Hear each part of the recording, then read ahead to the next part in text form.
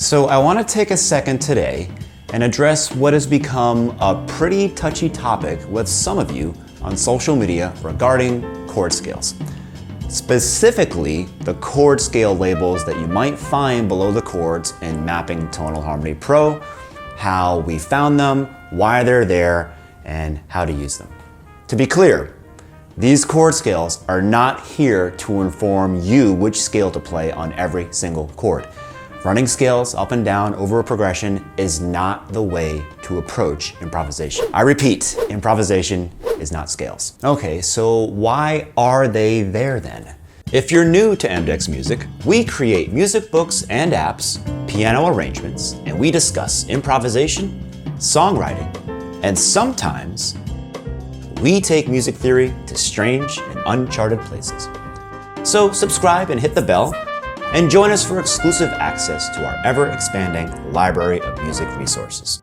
Let's talk about the chord symbols shown in any lead sheet. So here I have Afternoon in Paris, and you can see C major 7, C minor 7, F7 to B flat major 7, and so on. These symbols are very useful for improvisation because they give us information about the harmonic progression. These chords paint a picture of tension and release in the tune's harmony. When I see this C major 7, I know the note E will sound very consonant because it's the third of the chord.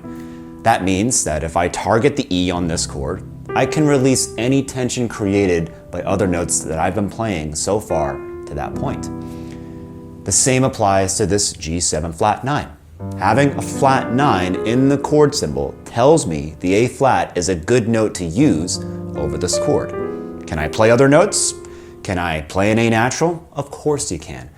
But you know it'll create much more tension than the A flat. A C major 7 is built with the notes C, E, G, and B. This allows us to classify these four notes as chord tones.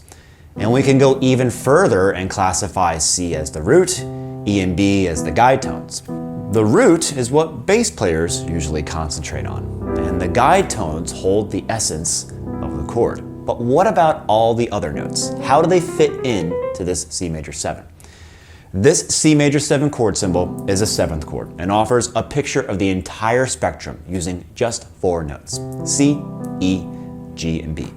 But isn't a D a great note to use over a C major 7? What about F sharp or A flat? Well, hold that thought. First, let's take a look at the other chord we mentioned earlier, G7 flat 9. Now, the G7 flat 9 tells us a bit more. G7 flat 9 is G, B, D, F, and A flat, 5 notes.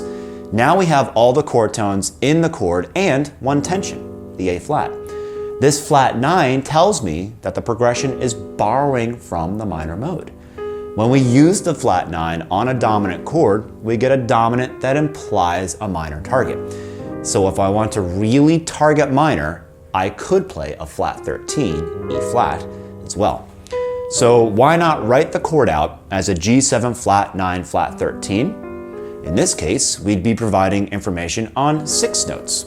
With the chord symbol expressed like this, the minor target implications are even stronger. The flat 13 E flat has a definite pull towards the C minor chord. Or if we wanted to imply minor but underneath secretly say, I'm still going to go to C major 7, we could write a G7 flat 9 natural 13. This is a nice sounding G7 chord, both borrowing from minor and targeting major at the same time. We can always decide to paint a more complete picture of a chord by labeling more tensions. In the C major 7, we could write C major 7 9, or even C major 7 9 13. Or if we want a Lydian sound, write C major 7 9 sharp 11 13. Now we are specifically asking for 7 notes in the chord, C, E, G, and B, and D, F sharp, and A. The problem with chord symbols is that they are also used by the rhythm section to create voicings for comping.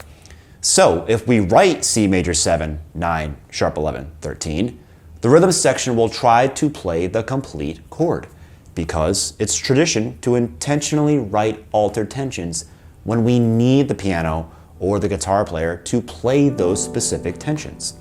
So, if I want to imply Lydian, I would just write C major 7, sharp 11. But if we write C major 7, 9, sharp 11, 13, we're telling the rhythm section to make sure that they play all of these tensions.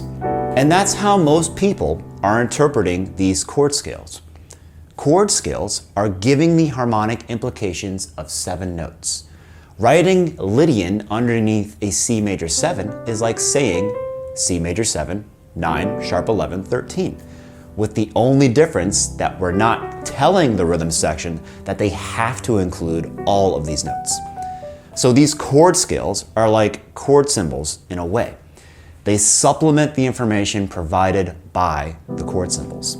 Also, chord scales allow us to provide information on avoid tensions. On this C major 7 paired with the Ionian scale, we're also saying, hey, there's an F natural in this C major 7. We could have never written C major 7, 9, 11, 13 unless we wanted this chord to sound awful. But the chord scale notation is ideal since it tells us the F is part of the overall sound on this tonic sounding chord. Can we play an F sharp instead? Of course, but that's not the point. Any note goes with any chord. It's a matter of what we want to say and how we want to say it. If I use the F natural to connect some chord tones on this C major 7, we'd get, that sounds inside. Now, what happens if I use an F sharp? Now it sounds outside. It implies a completely different harmonic function. It's not wrong, it just moves away from the expected path. So from now on, when you see one of these chord scales, view it as additional information on the chord that it's paired with. This A minor 7 paired with Aeolian is telling me that a flat 6 is a much more inside sounding connector, while the D minor 7 paired with Dorian says that the natural 6 sounds more inside. And yet the chord symbols are both minor 7 chords. And of course, the information provided is also improved by functional analysis, like in Recordami, where these A minor 7 Dorian and C minor 7 Dorian chords are both functioning as one Dorian, implying the natural 6 could be used as a target, while this C minor 7 Dorian is functioning as a 2 minor 7. Here, the natural 6 would add too much of a dominant texture and therefore would be better utilized as a stepping stone rather than a target note. Otherwise, we would lose the subdominant sound that we want on a 2 minor 7 chord. Thanks again for watching. To dive deeper into some of the topics that we talked about today, you can click on this video that talks more about chord scale pairing USTs, and this video right here with a full analysis of Recordami.